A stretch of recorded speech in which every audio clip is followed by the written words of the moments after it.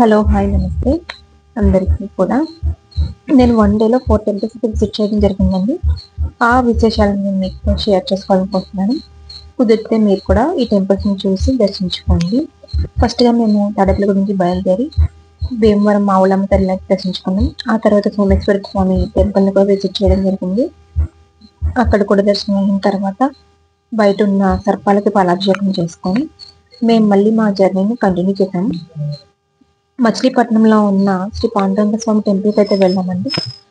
అక్కడ కూడా స్వామివారిని దర్శించుకున్నాము. చాలా పురాతనమైన టెంపుల్ అండి ఇది.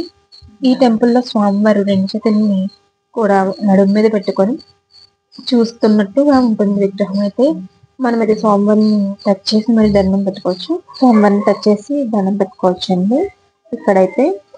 అలాగే ఇదే టెంపుల్ లోపల మనకి శివాలయం కూడా ఉంటుంది. ప్రతి లింగం కూడా పాలరాతి లింగం అండి ఇక్కడ ఉన్నది.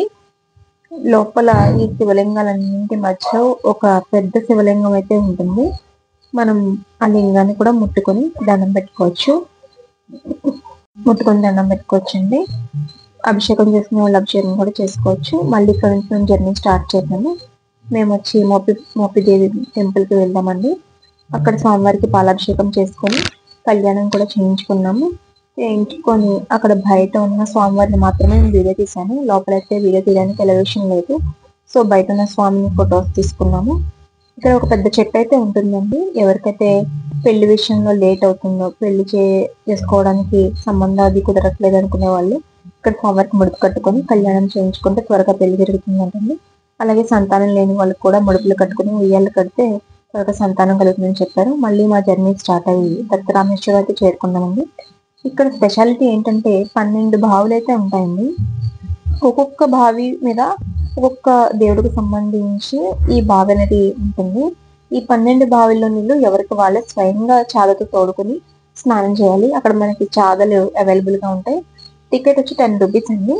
ఆ 10 రూపీస్ టికెట్ తీసుకుని ఎవరికి వాళ్ళు ఈ చాదలతో నీళ్ళు తోడుకొని స్నానం అయితే చేయాలి. ఆర్డర్ లో మాత్రమే చేయాలండి. ముందుది వెనకది ముందుకు చేయకూడదు. అంటే 4 తర్వాత 3, 3 తర్వాత 1 అలా చేయకూడదు. ఆర్డర్ ప్రకారం 1, 2, 3, 4 అలా 12 బావిలో నీళ్లు స్నానం చేసి మనం దేవుడిని దర్శించుకోవాలి.